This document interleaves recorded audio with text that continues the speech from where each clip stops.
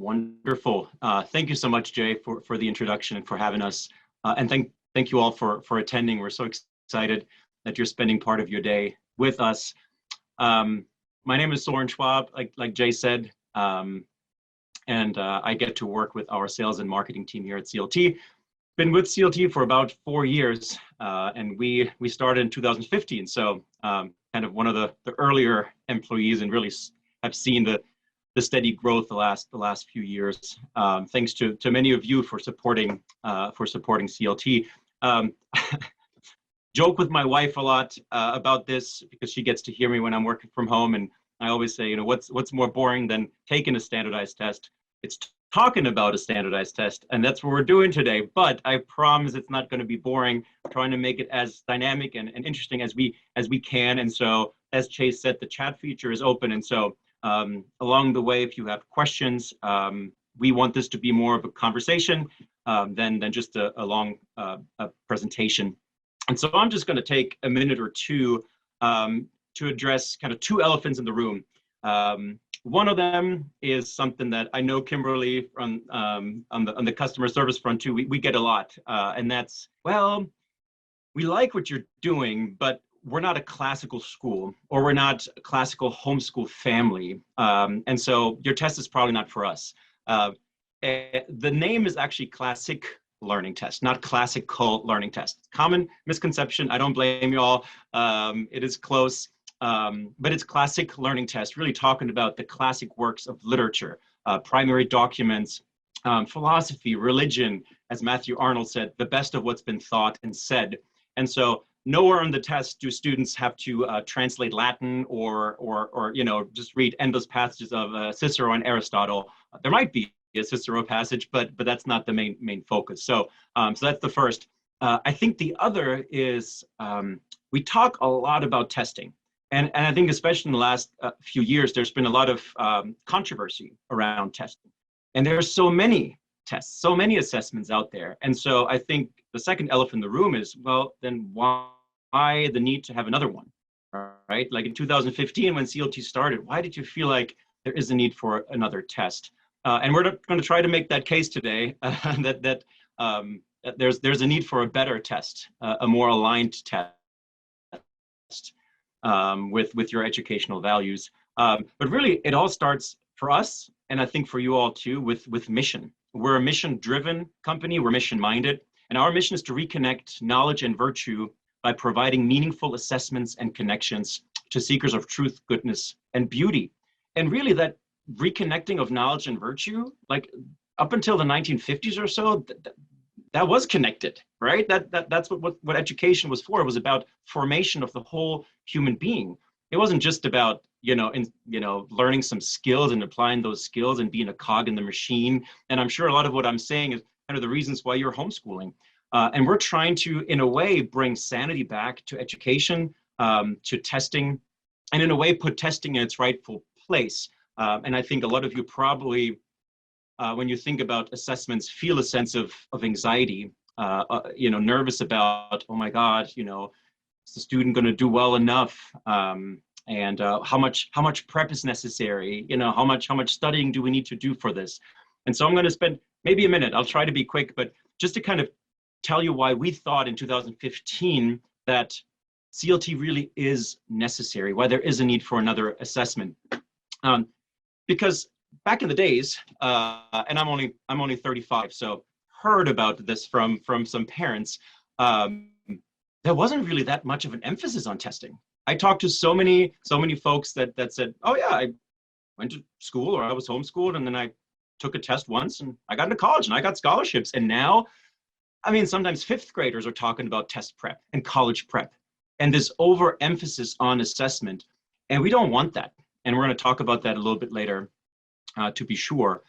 But what assessment used to be was it was curricular. There was a curricular diversity, meaning that the tests were not necessarily aligned with a specific set of standards or a specific set of curriculum. So it allowed for choices that parents had. And unfortunately, that's just not the case anymore. And it really culminated in 2015 when the College Board, you probably have heard of College Board. They do AP testing, the SAT, and other assessments. What they did is they aligned themselves with the Common Core standards. And the ACT actually did that a while before that already. And so the PSAT, the pre-ACT, Aspire, and now, unfortunately, many of the other assessments too, they all aligned kind of with the same set of standards. And we all know what those standards are, right? They're the Common Core public school standards. And that in itself, if you're at a public school, is not necessarily an issue, right?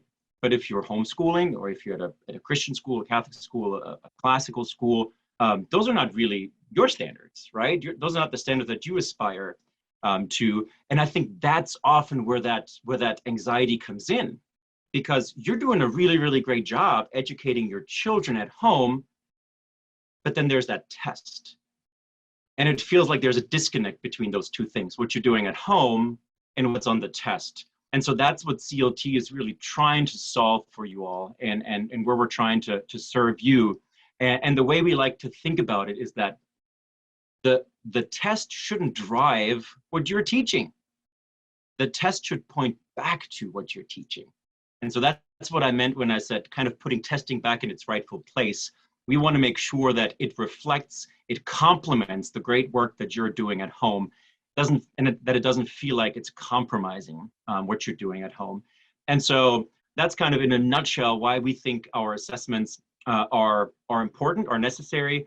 But I'm gonna hand it over to Ms. Kimberly, who many of you probably maybe even know. She's a HomeLife mom, and she's our director of homeschool partnerships, and just such a valuable asset for CLT in communicating, conveying the value of CLT to homeschool families. So I'll hand it over to Kimberly. Thanks, Soren.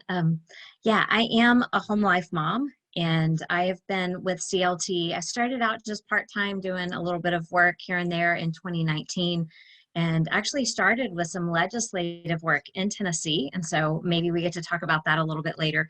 But I've been growing in my involvement at CLT, and I've been full-time now for a while.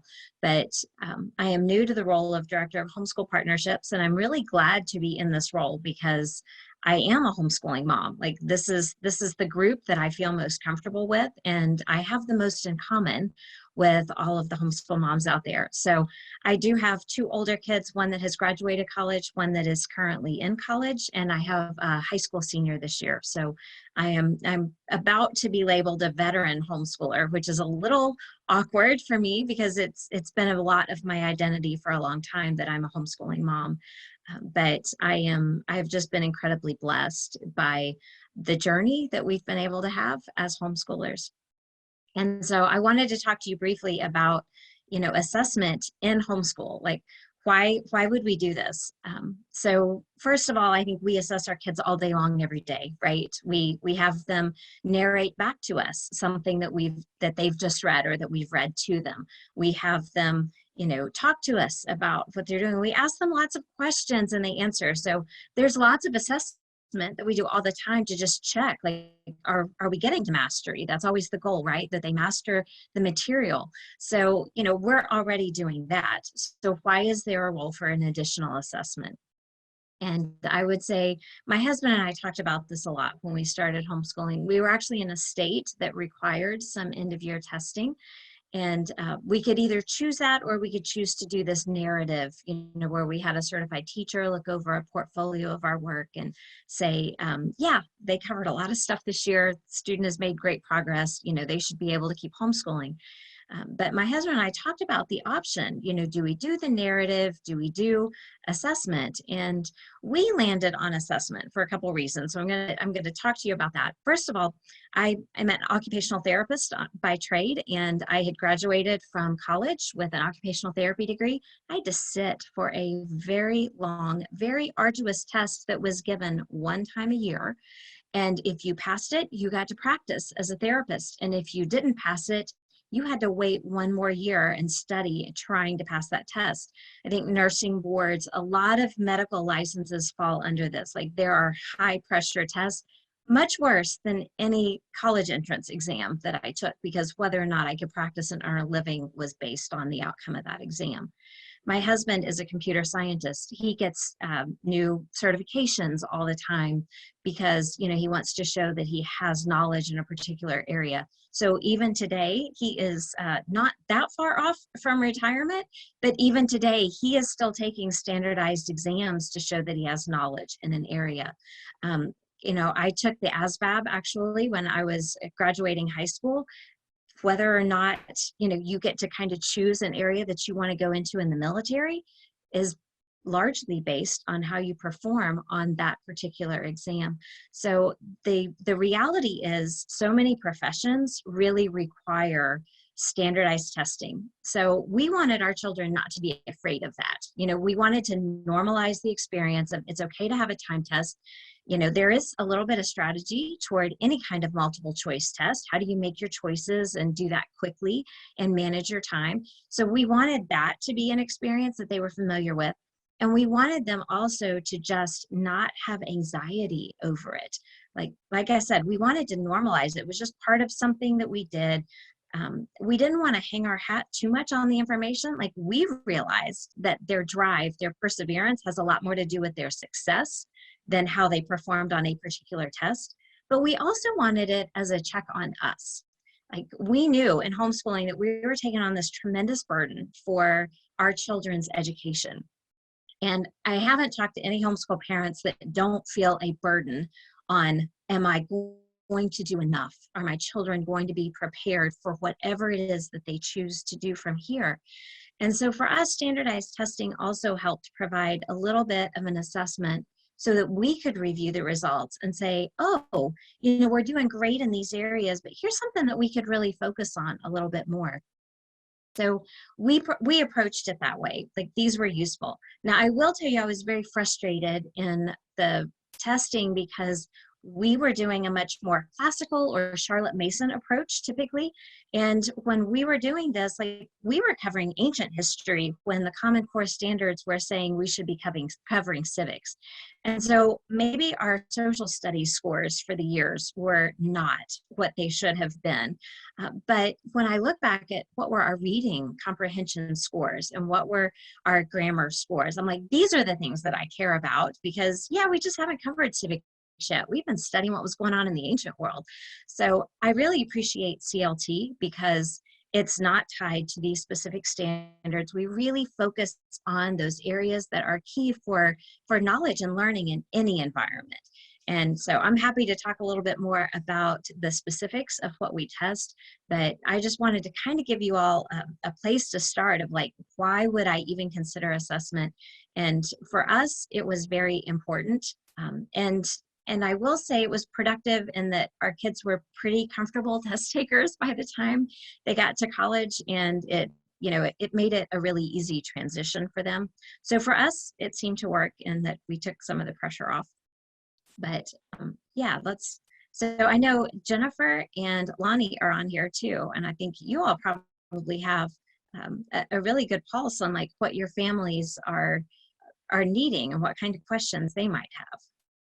And I do, Kimberly, I do have one question, because I think something that for the members in the audience who are familiar with CLT, I'm guessing that most of them are familiar with kind of the college entrance exam aspect of it. But could you maybe walk us through, you know, when does CLT assessments start, and kind of what's the purpose behind that? Because we don't want 7th graders yet to think about college scholarships and all the craziness that's going to come later. And yet we do testing in 7th grade. So maybe you can speak just a little bit about the 3 different tests that we have before we kind of dive in a little bit deeper. Absolutely. Yeah, we actually we started with the CLT, which was the official college entrance exam, as an alternative to the ACT and the SAT. But then we've added other tests over the years. So we now offer the CLT 10 for 9th and 10th graders. And that one is kind of preparation for a college entrance exam too. The nice thing about our tests is that they all look almost identical in format. And so if a student has taken one, they're going to be really comfortable jumping to that next level when it's time. But we've gone all the way down to a CLT 8, and that is really designed for 7th and 8th graders. Great end of year assessment, or just kind of like how ready are we to tackle the high school work that, that is coming up? And so a really great measure of just, I kind of liked the beginning of the year and the end of year, like how much progress did we make? Are we really growing toward our goals? And that was very beneficial for us. The CLT 8 wasn't around when mine were that age, but we have started with the CLT 10, and I wish it was around when mine were younger.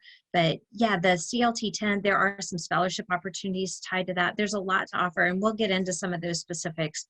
But yeah, what does that kind of answer where we are? Like, it's not just about the college, it's really about having feedback as parents too of what we can do better, but also where our children's strengths are. Like, I would look at some of those results, and because our analytics are so detailed, it would really help me to say, this is where my kid is thriving. These are things that we need to really foster in them. Like, maybe this is going to be their passion and their talent in a place where they can really grow and thrive.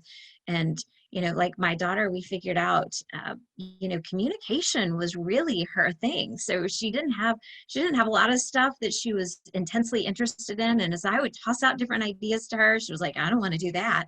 And so, we got all the way through 10th grade with like no idea what she wanted to do. And we kept pitching different ideas to her.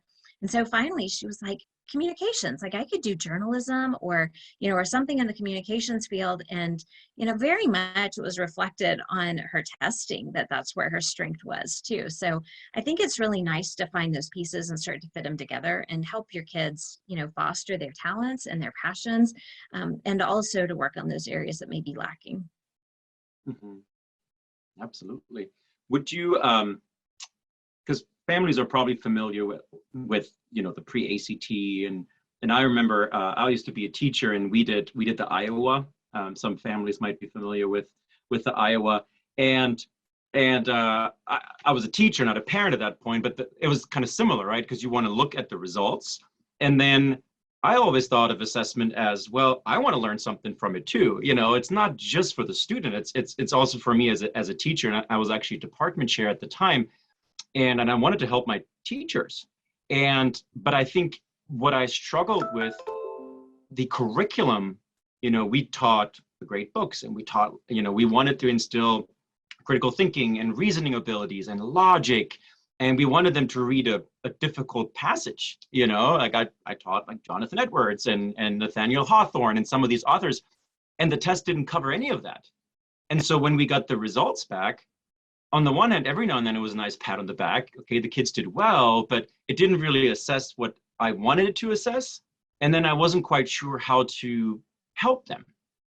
And I think sometimes then what I felt like, or my boss would tell me, well, help your teacher. And I said, well, but I don't know if we can help by just looking at, let's say the Iowa data. I don't know if I can help them be better scholars, be better thinkers, be better reasoners. I can help them be better test takers. But is that really the goal? And of course, my boss says, well, it's not. I'm like, well, but then I don't know what to do. And he said, well, we'll find a better test. And actually, that's how I learned about CLT. I literally started Googling better tests, and and I don't know how I found CLT, but and I think Kimberly and my situation were similar in that we were kind of a user first, and then just loved CLT so much and what it can do for families, and in my case for schools, that we thought, wow, we want to share the good news that there is more of this. I'm sure there are more families, more schools out there that would really benefit from our offerings. So just a little side story there. Yeah, my first experience with like college entrance exams outside of my own experience, which was so long ago, I don't think it's relevant anymore. But my oldest son, again, we kind of had this approach of like, we want to take all the stress out of it. We don't want to make a big deal out of it. So when he was a freshman in high school, we decided to take him for an ACT exam. And, we just wanted to like, oh, you get a baseline, kind of know where you're going. And there's absolutely no stress when you do it super early, because we're like, you've got 3 more years to get a score. Who cares how you do, right? So we took, I took him to the ACT site on a Saturday morning, and we dropped him off, and he stood in a super, super long line to get checked in.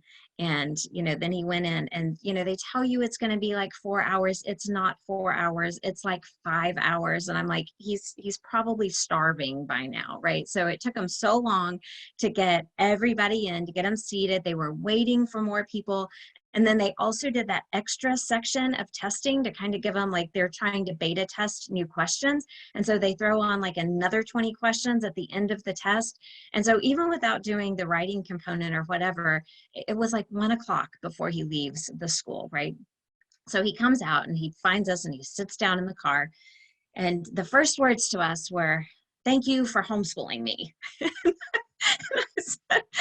Like, okay, like, you're not intimidated by tests. Like, he usually likes the puzzles. He's kind of an academic kid all the way around. I'm like, what was so horrible? And he was like, first of all, he was like, what I had to endure standing in line for 45 minutes. And the environment was, he said, it was like, you know, those movies that we all think can't really be what public school is like? He was like, the conversations around me, they were like those movies. So, you know, the stuff that I thought was just totally blown out of proportion. He was like, that was the conversation happening around me. He was like, and I don't want any part of that. And then he goes in to take the test and he was like, it was mind numbing. They read me so many instructions and it was all like, it just sucked all the joy out of the, you know, out of the experience of testing. It was like, and the passages were just boring. Like, it was just not fun. There was nothing on the test that I enjoyed. And so, you know, I left there going, oh, wow, like, he's a freshman. I've got to make him do this again. So, you know, we left with that experience. I took him back once more his sophomore year. And then his junior year, I saw this ad for a classic learning test. And I read about it. And I thought it was brand new at the time. And it was being offered, we're in Tennessee, it was being offered very close to us, about 20 minutes away. And so I read this whole little blurb about it and I read it to him. And I said, what do you think about this? And he said, I'll go take that. I'll try it. And I said, all right. So I took him, of course, CLT is only 2 hours long, which is a much better experience than a 4 to 5 hour test. So he went in, you know, took the test. He came out and he was like, that was great. I enjoyed the passages. It was really, you know, interesting. He said, even the math section was really fun and interesting. And he said, I'll take that. He was like, if it's given again, yeah, I'll take it. Whenever it's offered, I'll take it. So he did. He didn't really need a higher score, but he was having so much fun with the test that he took it every time it was offered. And we could do it in our, you know, within our schedule in his junior and senior year. So he did quite well. He was a good test taker, but, you know, overall bright kid. But he just, you know, there was really valuable information from that, but he didn't dread that.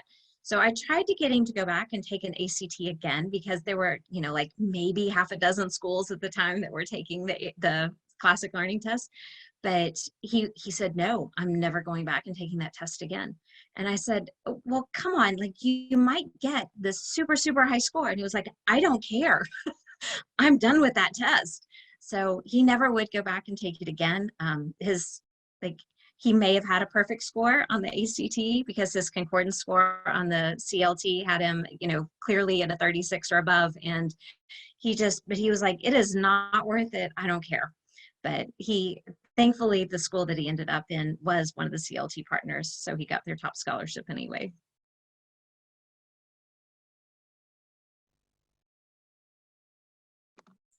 That's so an awesome story, Kimberly. Right. And I think that lots of our parents are going to be able to shake their heads just like I am, saying that is my student exactly when it comes to the test. And so when I talk to moms, I have to tell them all the time, I do not like these standardized tests that they have, not the CLT, but, you know, the other two. And I just said, I don't think that they're a good indicator of what the students really know.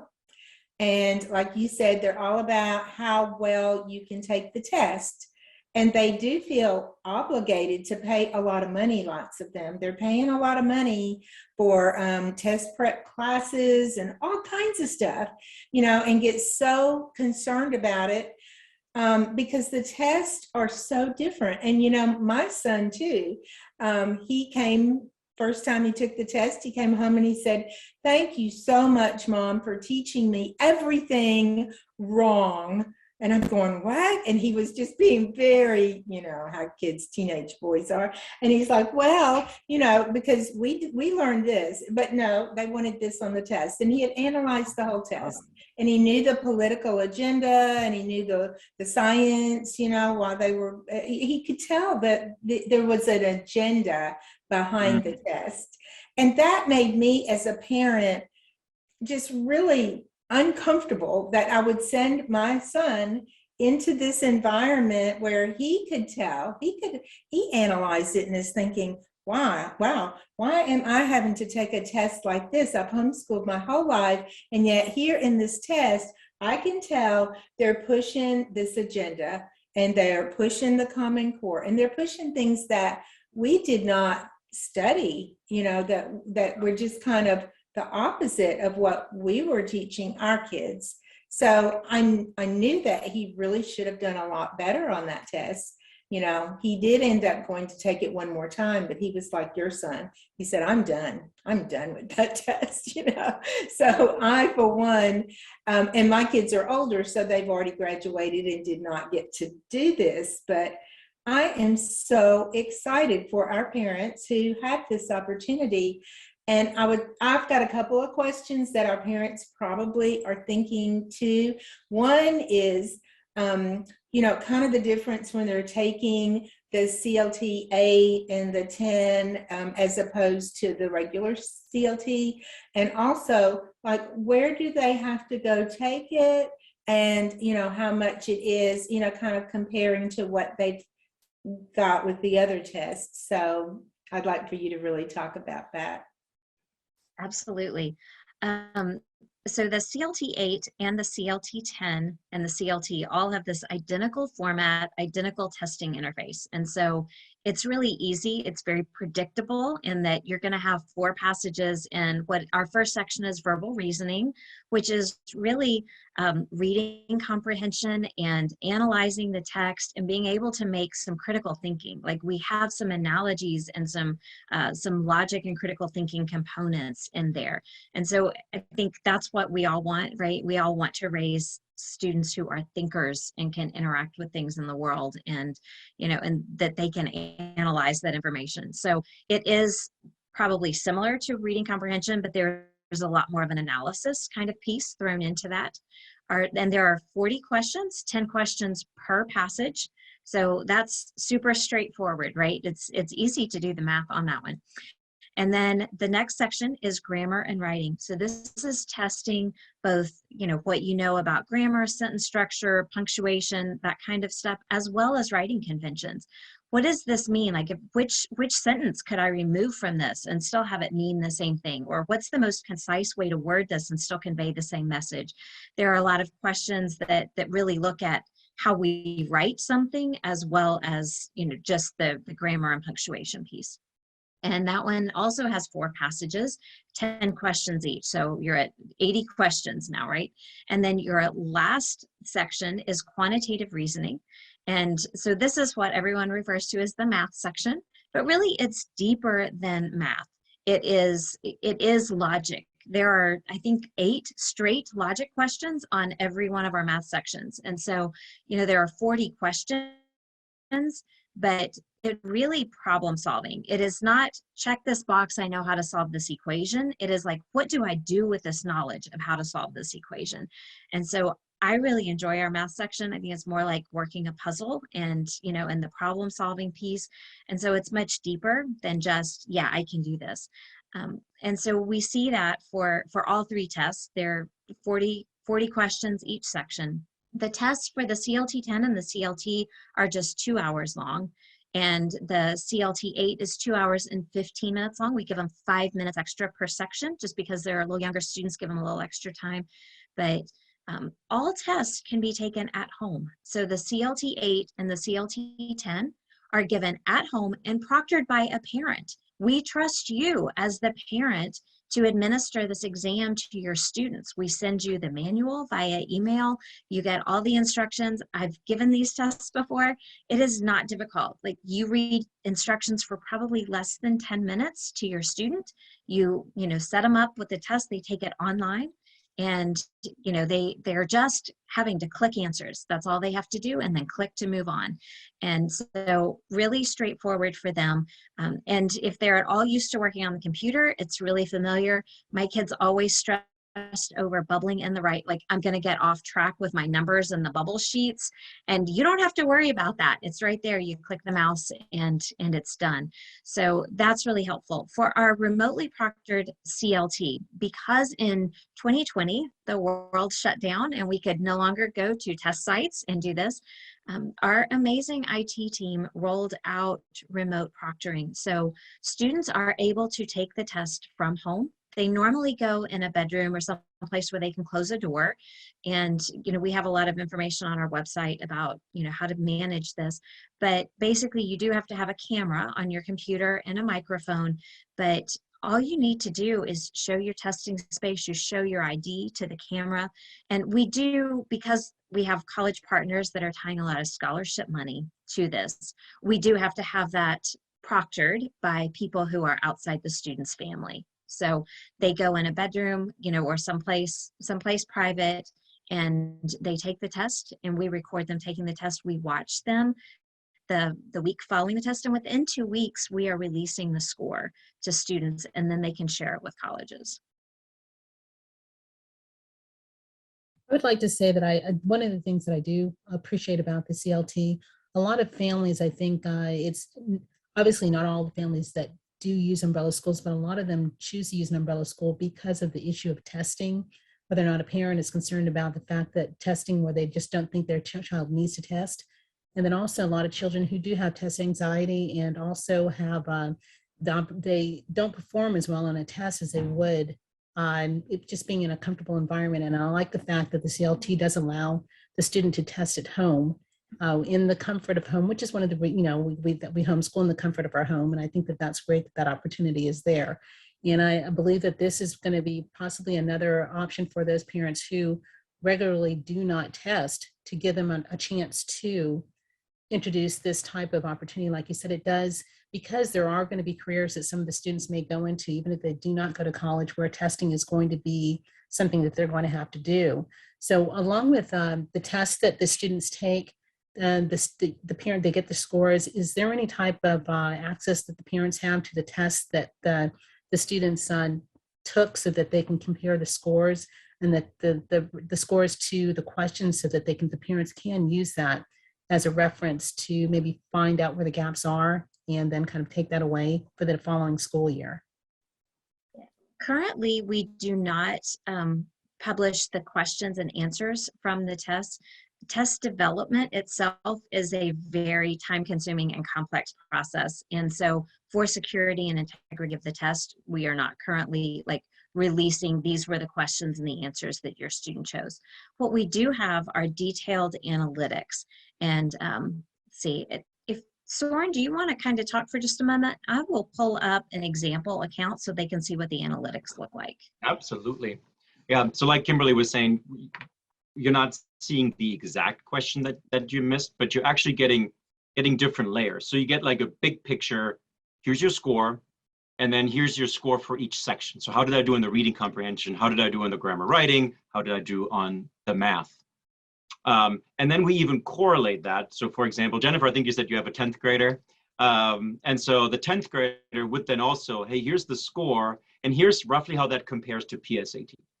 And if you take the CLT, it'll also show you, this is how this compares to an ACT or an SAT score, right? CLT is out of 120, but we're humble enough to know that not everyone understands exactly how the scoring works, but we kind of know the 36, right? And the 1600.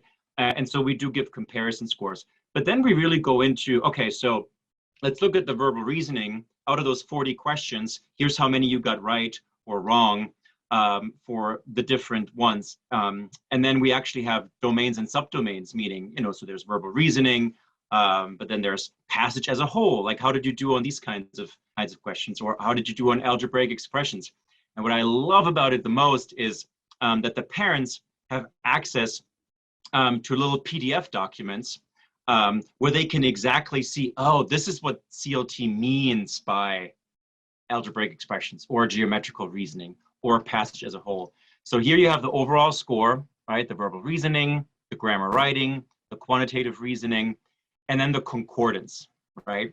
And so the student got a 79 overall score on the CLT, which roughly correlates to a 1210 on the SAT and a 25 on the ACT.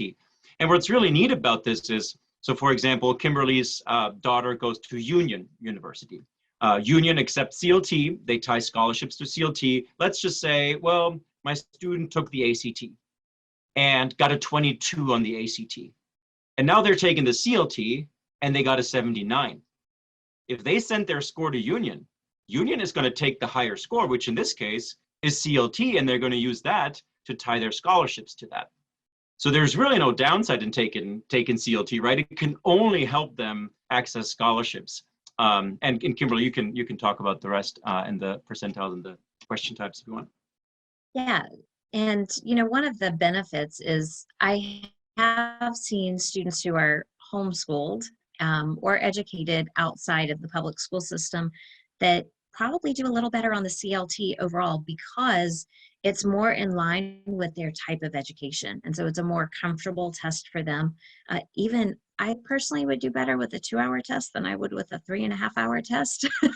So I think there's definitely that testing fatigue, and you will see kind of that last section that wears off, after they hit the 3.5-hour mark. So CLT takes that into consideration, and really, we feel like we can get a really good assessment of how a student is doing after 2 hours. So this is a sample account with analytics, as Soren was referencing up here, but this shows you, this is how the student would compare to other CLT test takers. And then this is top question types. These are the strengths. These are the areas where the student really excelled. And as Soren mentioned here, we have these little PDFs that you can pull up and you can talk about like, these are the types of questions that would fall under mathematics and logic. So you will see those. So we have one of those for all of these different areas. And then these are the areas for improvement for students. And again, we're looking at the CLT, which is the official college entrance exam. Obviously, the content is a little different on the CLT 8 and the CLT 10. But these are the areas where there was the most room for improvement for the student. And then down here, you will see a little more detail, like how did the student do? So this is that very first section, verbal reasoning. How did they do on interpreting evidence? Well, they got 40% of those questions correct. And how did they do on textual analysis? So that deeper kind of critical thinking aspect of it, 75% of those correct. So that's pretty good score if you can get 75% of those.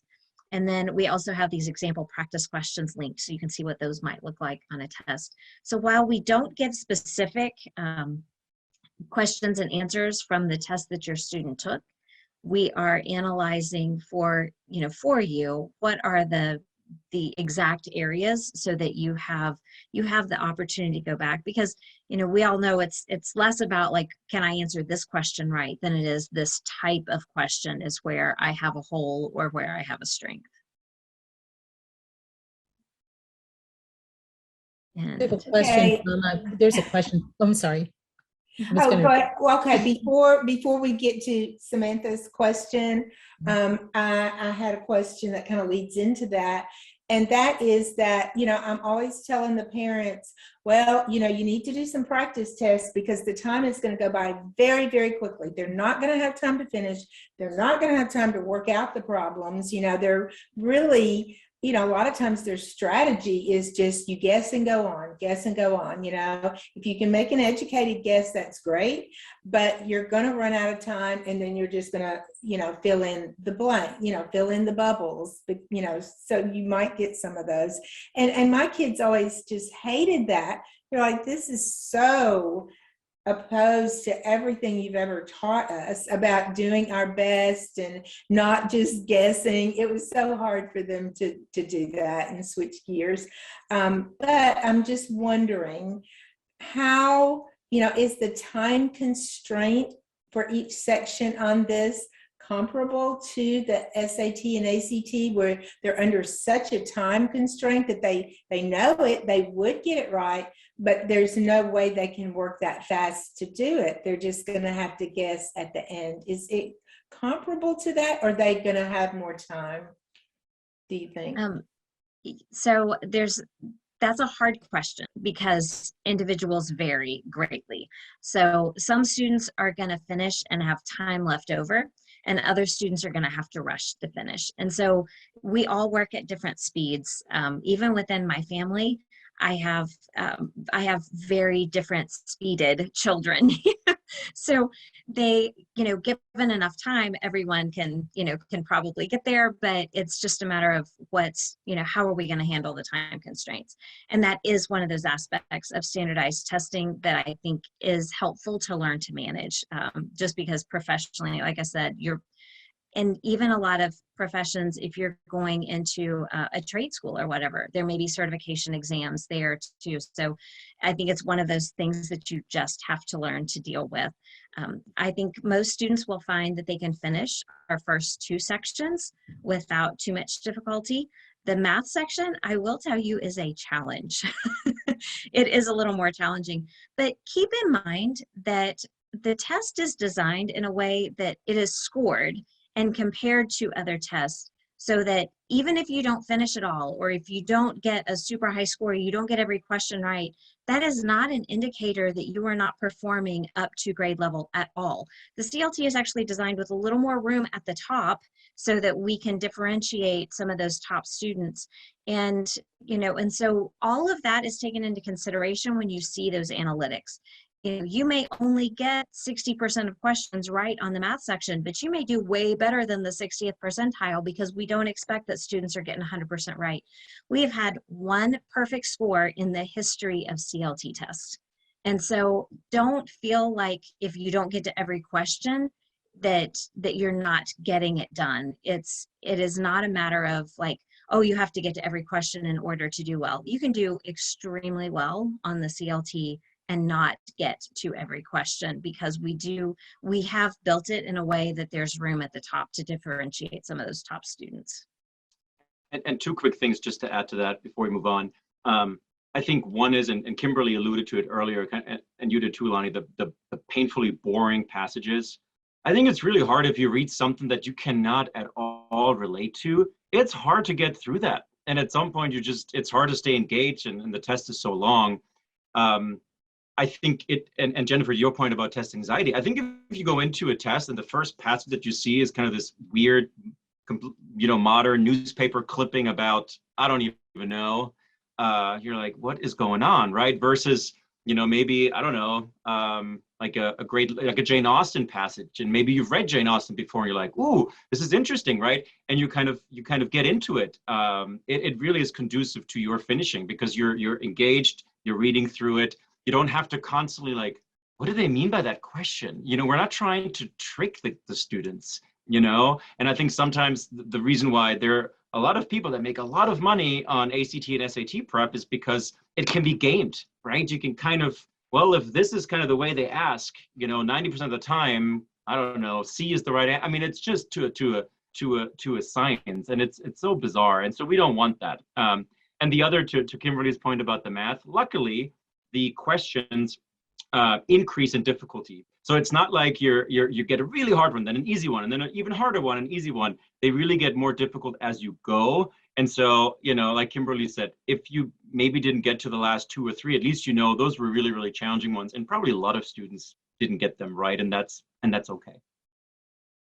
With that, I want to ask, with the test being offered starting at 7th grade, going all the way through the 12th grade, it sounds like it would be a good kind of something to include with your school to start testing at the 7th grade. Is it recommended, especially for maybe the 11th or 12th graders, that they would need to take the test more than once for the scores to be averaged, or is that something that is recommended? Yes and no. I think, and maybe that's a more general comment about test preparation.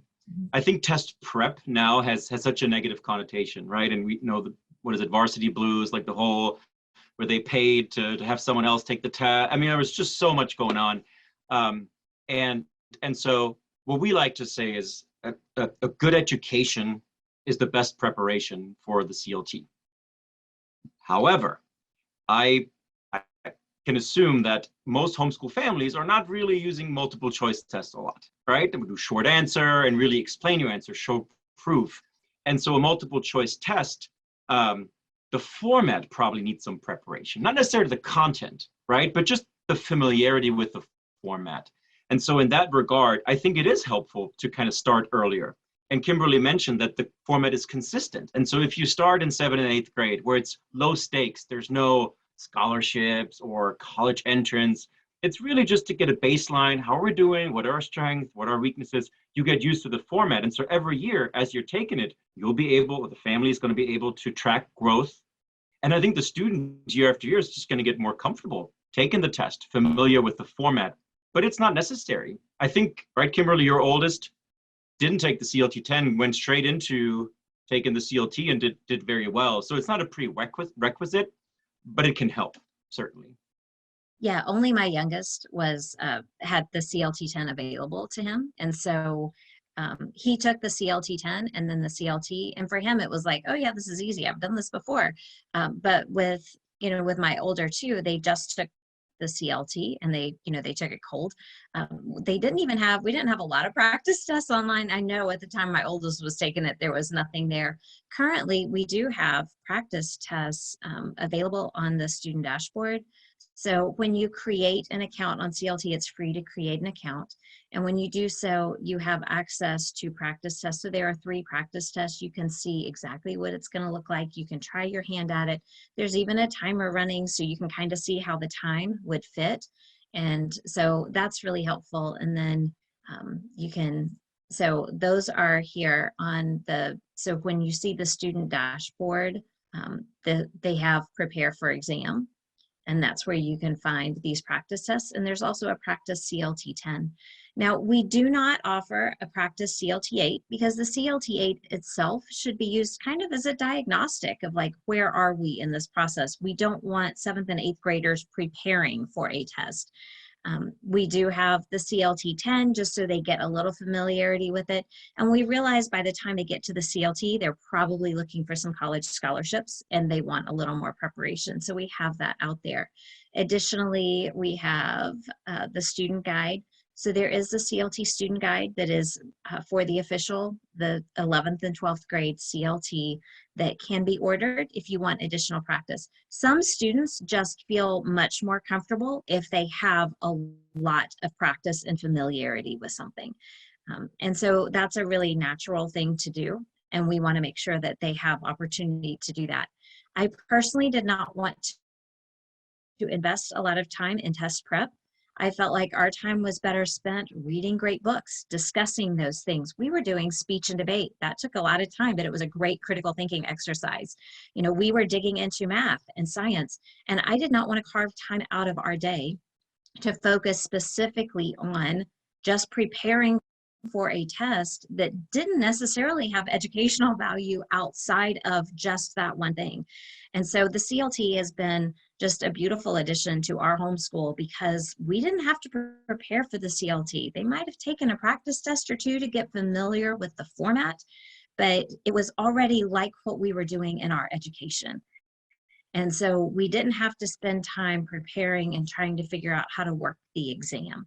And so that's really helpful to me. It was really valuable to me. I wanted them playing the piano and the violin and practicing their speeches and going to debate tournaments. I wanted them doing those things instead of investing a lot of time in test prep. I can answer one of the questions, then Kimberly, maybe you're our accommodation specialist, so you can answer the other. May international students take the CLT, any of the CLT assessments? Absolutely. And it's the same process. You can go on the website and register for a test and take it from home, even the official CLT for college entrance and for scholarships. So that we have test takers, and then Kimberly, you have the map behind you. We have test takers on all continents now. And so we can accommodate that and we'll happily do so. And then Kimberly, there's one question about students with learning disabilities, autism, ADHD, or any other intellectual abilities. Does CLT provide accommodations, and kind of what's our accommodations philosophy? Yeah, so CLT does provide accommodations for our exams. So any students, it does have to be a documented disability.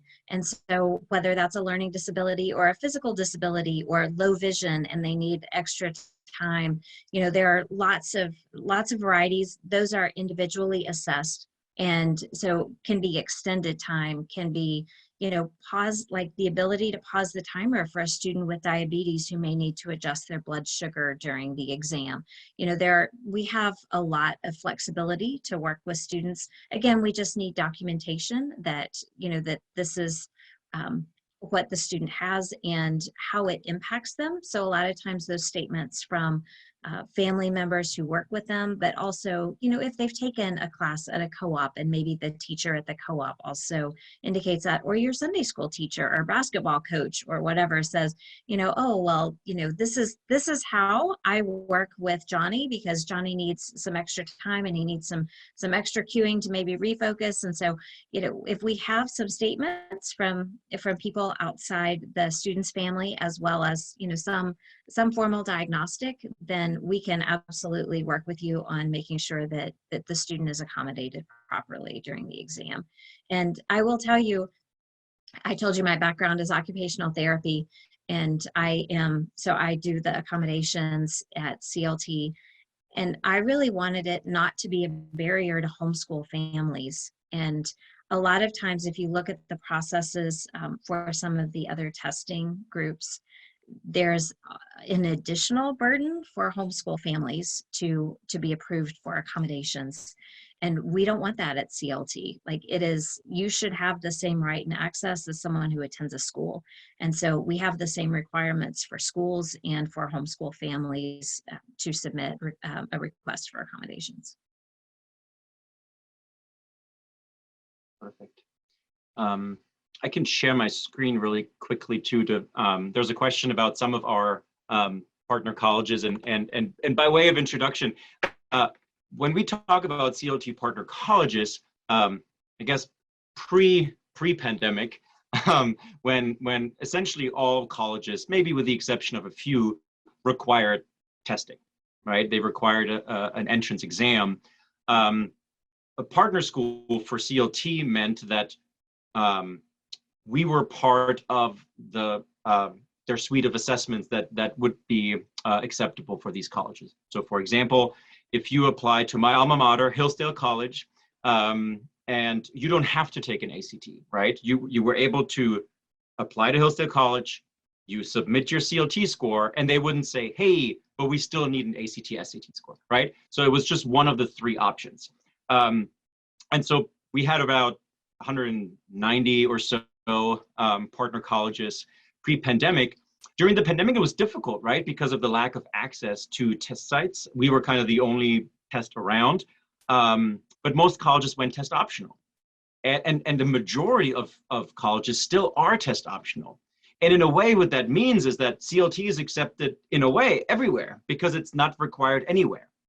And so our philosophy really about college entrance testing is, well, it shouldn't be required, but it also shouldn't be prohibited, right? What we're thinking is, well, we want students to be able to put their best foot forward.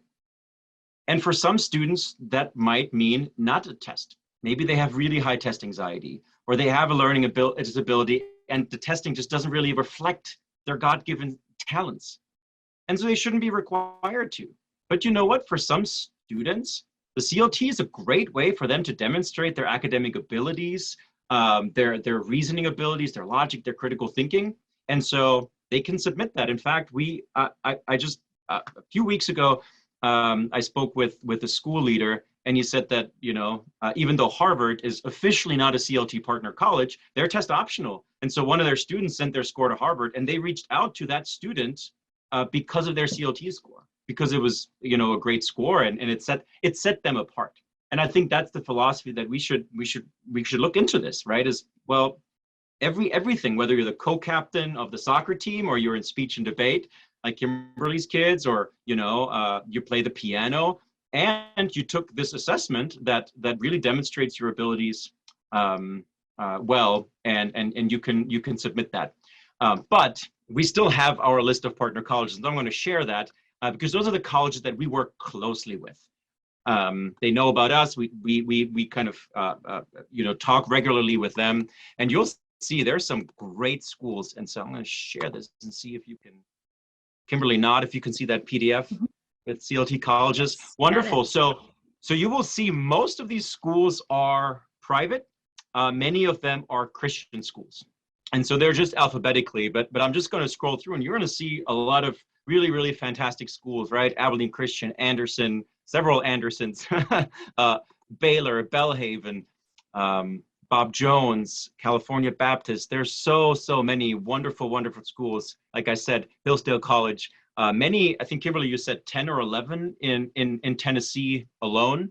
I think we're up to 14 now in Tennessee. 14. Oh my goodness, right? Lipscomb is of course one of them. So many schools, fantastic institutions, and so we want to expose students to these kinds of schools. The majority of them we feel like would really complement homeschool education. Those schools are homeschool friendly, which we hear a lot too from homeschool families, that they just feel like, are we wanted there? Do they speak our language? Do they, and it's just a reality, right? Sometimes it's, you're just a homeschooler. Of course you have a 4.0. Of course you have right? And there's a lot of these nasty stereotypes about homeschoolers. And honestly, when you apply to Dallas Baptist University, they want you to come there, right? They understand. They're hosting speech and debate tournaments for homeschoolers, and the same with Union, right? And so those are the kinds of schools that we think would be a good fit. And that also ties scholarships to CLT scores. Soren, can you answer this for our parents? So I know with the ACT, they can send their scores up to 4 colleges without extra paying extra. And I think with CLT, there's no charge. They can send them to unlimited colleges, right? So would you say, yeah, go ahead. And it just seems to me like it would be really good advertisement, if nothing else, like just to send your scores to all the colleges, whether they're test optional, whether they are on the list, it just seems like there's no extra cost. Just send those scores as well to all the colleges they're applying to, right? Mm-hmm. Right. And even, I would even think, in 9th and 10th grade, you can do that. We don't do it for 7th and 8th grade. Again, we want to be their 7th and 8th graders. But once they come into high school, I think it's also a great way to connect with the right kind of colleges. And I don't know if y'all experienced that, but I know from my students, they take the PSAT or the pre-ACT and they get bombarded with mail and emails and all kinds of flyers. And oftentimes, a family, a Christian family in Tennessee is getting all the mail from big public tech universities in Colorado or whatnot, right? It's not really a good fit. So what we're trying to do is try to make it more intimate connection with these colleges. And so absolutely. And maybe it's a college you haven't even heard about. I assume if you're in Tennessee, you've heard of UT, you've heard of Tennessee State, right? But maybe you don't know much about LeTourneau University in Texas, which is one of the premier Christian engineering schools in the country. And so even in 9th and 10th grade, to be able to share your score and make that personal connection with an admissions counselor is really valuable. And oftentimes what happens is you get invited onto campus. You get invited to a summer program, a summer camp, whatever it might be. And all of a sudden there's that connection that by the time you're in 11th and 12th grade, it maybe may even make your choices for college a little bit easier. And I think the other thing, and Kimberly can talk a bit more about that too, where we're trying to be is not just a test. We're really trying to be a resource for homeschool families. And one of that is through connections, right? Through connecting homeschool families to colleges that we think are a good fit for students. But we all have many other resources too. And one of them is webinars. We do a lot of webinars with colleges where we put, a college president, a college professor, a director of admission in a Zoom room with homeschool families, and they can ask questions, learn from them. The kids can ask questions. And maybe Kimberly, you can talk about some of the different ways we do that. But the earlier the better, right? To make these connections and learn about these great colleges. Oh, yeah, absolutely. One other thing that I want to say about our score sharing, and this is something that I deeply appreciated as a parent, was you don't even have the opportunity to share your scores until you've seen what they are. So with the other big tests, you have to choose before you see your scores whether or not you're going to share them. If you wait until the scores are reported, then they charge you. And I hated that. You know, I didn't want to do that. You don't know how your kid's going to do the first time. You don't know if this time's going to be higher than the last time that they took it. You know, you don't really want to go into that. So CLT really wants to they want to value the student. We want to put the student first. And so you don't have to pay anything for any score share ever. We send them electronically. They are sent immediately. And so you can have a score at a college like 1 minute after we released your scores, but not before that, because we want you to see your test score before you decide whether or not you're going to share that with the college. And if you want to send it to 25, 30 colleges, you can absolutely do so. And then to share it with HomeLife, you're just going to enter in the email address of, you guys can provide, I'm sure, which email address to use, but you can send your scores to HomeLife Academy as well, and then they can include those on the transcript. Beautiful. We do have a couple more questions in the Q&A. The CLT website have the fees? Yes, it does. It does. And so the fees for the 3 different tests, the CLT 8 is $34, the CLT 10 is $44, and the CLT is $54. So even that is consistent. However, we have this new and exciting partnership with yep, thank you, Kimberly, with HomeLife Academy. And so HLA 2022 is the discount code you can use, and you actually get 25% off any of our assessments. And so that makes it very competitive and actually a bit more affordable than the other assessments out there. I want to share with you guys a couple of things that are on our website that you may not know about, because CLT, yes, we are an assessment company. We provide assessments, but we really have a bigger mission and a vision than that. I think Soren read our mission statement at the beginning, and one of the things that we want to do is provide connections, as he referenced. And so we're looking for connections to seekers of truth, goodness, and beauty. So on our website, under test prep, first of all, we have this author bank listed. And this is a list of the authors that commonly show up on our exam. So 2/3 of all passages on our exam are taken from this list of authors. So you will see people like Aristotle or Jane Austen or Francis Bacon, Hemingway. You know, there's all kinds of things on here. One other thing that you might note is that we have a really diverse opinion set on here. These are people who have been influential throughout history, that they have shaped much of what is thought and things that have been acted upon in our world. So we're not really filtering out, you know, we don't like this point of view, or this is a perspective that we don't appreciate. So you will see people like Adam Smith, who is a very conservative thought for economics, along with like Karl Marx might show up on the test because he has a very different economic philosophy. And so we believe that students at the upper end, you know, 11th and 12th grade, that they ought to be able to read things, whether they agree with them or not, and still glean information from them.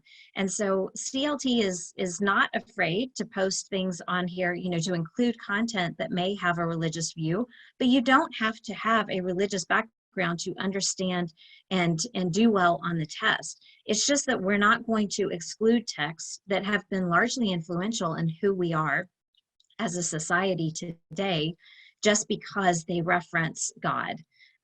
So we really believe that students that are 17, 18 years old ought to be exposed to different ideas, you know, in a way that they can then interpret what that means. So this is our author bank. You'll notice a lot of these are hyperlinked. This connects to our blog, and our blog has these amazing articles that talk a little bit more about, you know, what did Pope St. John Paul II do? What were his writings about? You know, why do we read him? And so you can click these and get straight to our blog. Our blog is also here. So a few things on our blog, like here's one that was just posted today, the great conversation definition. What do we mean when we're talking about what is the great conversation? And we want students to enter into it when they take our exams. I had a mom call me once and she said, you know, I thought I had failed my youngest son. We had not read any of Churchill's speeches. And, you know, I just felt like I had probably done him a huge disservice. And she said, and we were talking about it. And he said, Mom, I've read Churchill's speeches. You know, I read this one, and he was, you know, going on about something. She was like, I know we didn't cover that. Where is it? He was like, well, it was on the CLT exam that I read Churchill. And so, you know, she writes to me and she says, thank you so much for putting such valuable content in front of my kid that I feel like it's a learning experience in itself for him to take the exam. But anyway, you will notice that on our blog, we have a lot of different topics, and we have these student essays, which are amazing. There are some fabulous student essays included here. So a lot of our students that take the exam, if they do pretty well on the exam, they may get invited to submit an essay to our blog. And then we publish those, which is great for their resume and just great hearing what our students write. You would be so impressed. I think it's just more evidence that doing education through homeschooling, or you know, through a more classical model. Some of our students are writing from classical schools. They are so remarkably brilliant and well thought out. So we really appreciate that. But then the other thing that I wanted to show you, two things that Soren mentioned. One, we have webinars that are on our website here. So these are upcoming webinars. If you want to learn more about Bryan College, one of our great colleges here in Tennessee, and they are just a fabulous partner to CLT and just an amazing little college in Dayton, Tennessee, then, you know, come join this webinar. You can join the webinar for free and just hear more about it. So you'll see, you know, different colleges that are sponsoring these, that we're going to share some things about test day as well, but that gives you an idea of some colleges that you may want to just hear about. And then the other thing that I'm really excited about, we have these author bank seminars. And so you can join the mailing list here and register for these, but also you can pull up these recordings. So I was a part of this one. I got to hear Dr. Brian Williams from Templeton Honors College talking about Dante. Amazing lecture, and he's answering questions that people are typing in. You know, there's a tremendous resource here. You have a student interested in Tolkien, have them listen to Dr. Max Sandlin talk about Tolkien and his impacts. So there's so many great resources that these are all free. These are available to you. We want to be a source of connection to these amazing scholars and professors that are teaching these topics. And so these are all people that are on our author bank that they feature. And we have one coming up, sorry, it's not March 10th, it's March 17th, I think is the next one. And we will do, it's actually from Lee University. So if you're joining us from Tennessee, it's another one of our Tennessee colleges. Lee University is going to be on discussing Thomas Hobbes. So these are here, they are free for you. We hope they are a tremendous resource as you want to just dig in a little deeper to who some of these authors are. But one question was, Kimberly, do the students need to be familiar with all these authors? Do they need to have read any of these authors to do well on CLT, or what? They don't? No, because it is one that's a really large list. I can guarantee you I haven't read everything on that list. It's a great place to go to get your next great read, but you do not need to know anything about those. If you have students that are reading from a variety of time periods, though, they're going to be much more comfortable taking the CLT. If they're only reading things written in the last 5 years, they may be a little more challenged than they would be if they are reading things from different time periods, because they will get a variety on the CLT. So there is no prior knowledge required when you go into taking the verbal reasoning or the grammar writing. Obviously you need to know grammar conventions, but yeah, you don't need to know anything about the text, or there's no like knowledge questions being asked there. It's more, can you analyze the text that's presented? And again, it's something that sets you apart to colleges. And one of my acquaintances. He's a professor at Emory University. And he was saying that the last 10 to 15 years, the average test scores on SAT and ACT on the verbal reasoning, the reading comprehension have gone up. But he said, you know what also has gone up? The number of remedial classes that we have to teach, because the students are not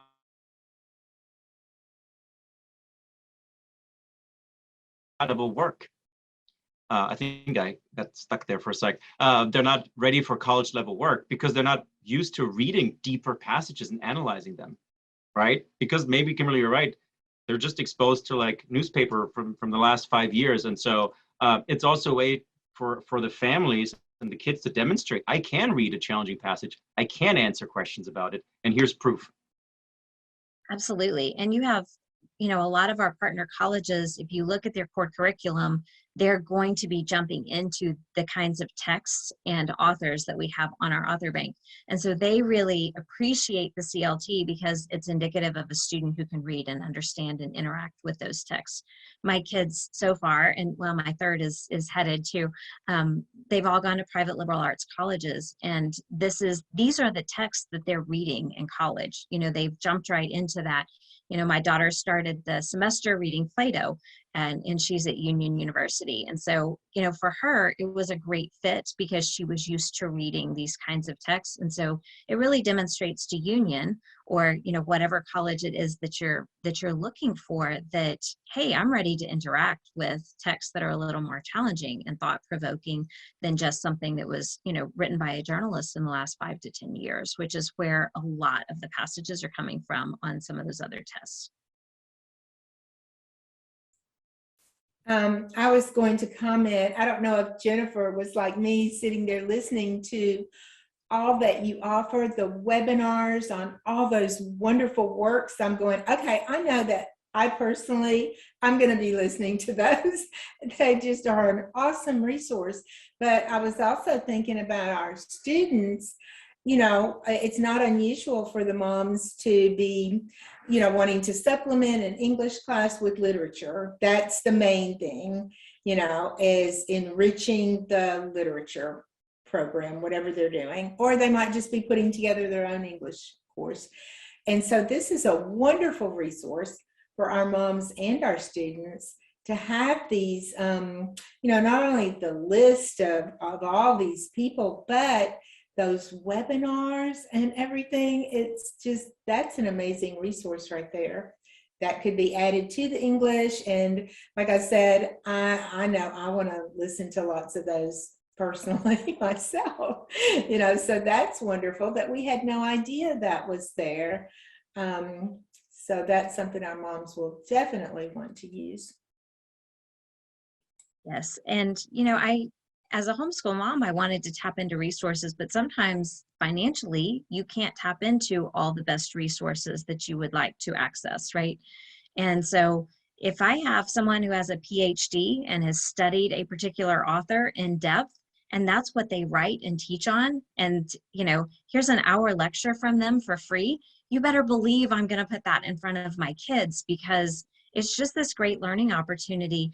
Who doesn't love sitting at the feet of someone and listening to someone who has made their life work about studying, this particular author? We have these great resources that are out there, and I wish more people knew about them. I'll tell you one thing too, just knowing that you have this now. I'm going to share this with my mother-in-law. She was a librarian her entire life. And so what she does is she gets the great courses. She's done that for years. She gets those audio. Now I got them for us, and lots of our parents use the great courses. They're not free, but I'm thinking again, what a wonderful resource this is. I can't wait. That's awesome. I think we got one more question. Maybe Kimberly, in general, if families would like to take advantage, I mean, it's testing season, right? We know end of grade testing is coming up, and you want to give CLT a try, maybe your 8th grader, your 9th or 10th grader, or maybe for a supplement for college. application. Kimberly, what's kind of the next steps? Where should they go? What's the way to register or learn more? Yeah, I'm going to go back to the homepage of our website right here. So cltexam.com, super simple to remember. One thing that I want to show you is if you scroll to the bottom of our page down here, there's the ability to subscribe to our newsletter. So that will we won't bombard you. It comes out like once a week with a newsletter that has, kind of what's going on. We also have a podcast, and I love our podcast. I often listen to it when I'm in the car or when I'm out, doing something and I have some time to listen. So we have a podcast that is the intersection of like education and culture. So we have a lot of great people interviewed on there, and sometimes even talking about some of the political movements associated with like school choice or homeschooling. There was an interview with Michael Ferris at one point. There's a lot of great resources there on our podcast as well. But if you subscribe to our newsletter, you can find out here, do you want just that weekly content, and that always tells you about upcoming test dates as well, or we have one that's a parent-student newsletter that is going to that's a fairly new thing that we've been sending out, but we're giving some tips on testing, and like this is what you will see on the verbal reasoning section, or some content maybe from a partner college talking about what they like to see in applicants there. There's a lot of information that will be of benefit to parents and students who are just looking to go a little deeper. And so I would encourage you to subscribe to the newsletter, just because when we do launch new programs like the Journey Through the Author Bank seminars, like you want to know about those. So that is a quick way to connect with us. If you are looking to start to take a test, then first of all, our tests, the CLT, CLT10, and CLT8 are listed here with all of their test dates. So we're actually on a CLT8 test day today, but there is another one in May. So you will see that this one is available and you can register right here. And you will see those other dates by scrolling, and there you can click register to get to that. If you have not created an account yet, we recommend that you create an account. Every student does need a unique email address, but if you as the parent want to insert your email address on their emergency contact, we're going to copy you on the information that we send them. So you will see what we are sending to your student, and that way we know that the information is not getting lost. So use the student email address if they have one. Set up a password, create an account, then it will take you to that student dashboard that I showed earlier. And from there, you can register for a test. So that you can register for the CLT8, the CLT10, or the CLT. You can purchase a student guide or check out our practice exams. So that's a great place to get started. And don't forget, HomeLife Academy does have that 25% discount code that you can enter upon checkout that will give you a discount off any of your test registrations. That applies to all 3 tests. I noticed that since the inception of the CLT, that a lot of the number of colleges that now accept the exam have increased. If a parent has, let's say they've got an 8th grade student, or maybe even 9th grade, as they're planning or looking ahead for the school that their child is interested in, it is not currently accepting the test. Is there anything that the parent can do? Homeschool parents are very great advocates for homeschooling their children. Is there anything that they can do to kind of help move that along so that that college, maybe by the time their child is ready to graduate, is accepting that exam? Yes, I actually spent a good bit of time calling some colleges, advocating for them to accept the CLT long before I was an employee of CLT, because my kids had some interest in colleges, and it was, as I mentioned, my son was taking it like one of the first years that CLT existed, so they didn't have a lot of partner colleges yet. And we were looking at that and saying, hey, you should take this test, and this is why. So a lot of our college adoptions actually come from demand from their students and their interested families, because they, if we call them as CLT and we say, you should take this, they're like, yeah, we get it. You want us to take it. If you as a student or a parent are calling the college and saying, this is why I find this test so valuable, and this is why I want you to use it, and tie your scholarships to it, that has a lot more sway, because they are trying to bring students in. And so they are competing for your student. and you have a lot of sway in getting them to accept new things. So we encourage you, do please send those test scores. If you've taken the test, go ahead and send them, even if they're not on our partner college list. And then again, in the test optional world, it is a little different. It's a little different scenario now. But I have heard from schools that have not partnered with us, like some state schools. I think it was a state school in Arkansas, told us, like, I love to see the CLT scores come through. That tells me something about that student, and it sets them apart as someone who would even take a test that has this kind of content. It just kind of makes them stand out a little more on their application. And so don't just look at our list of partner colleges and say, well, these are the only schools I'm going to send my scores to. Please do send them elsewhere, because it helps it to be accepted more places. I just have one other question also. We do, with HomeLife Academy, we have different high school paths for our students, and we obviously have the college bound student, and then we have the one that considered for a community college or a 2-year type of school, trade school. Then we also have students who are on a life choice path, where they plan to go directly into the workforce. Is there anything that you can share that you think that the CLT would benefit that type of student, so that they can see the advantages of taking the CLT? Absolutely. I think as homeschoolers, we sometimes use the phrase lifelong learners. That's what we desire our children to be. We are not about just checking off the boxes and doing what must be done. Instead, we really want to raise intellectually curious individuals who are going to interact with great content throughout their life, that they will continue to learn and grow. And that doesn't really depend on what your profession or what your level of education is. We want you to excel and grow. So the CLT, I think, number one, gives you just a great perspective on, like, what are the things that you're excelling in already, and what are those areas that you can strengthen for whatever life choice you want to make. It is not just about college entrance. The second thing that I would say is that, in our approach to homeschooling, I wanted to make sure that every door was open to my children. And so, I think we all know that what they decide at 13, 14, 15, 16, even 18, 19 is sometimes not where they're going to be long-term.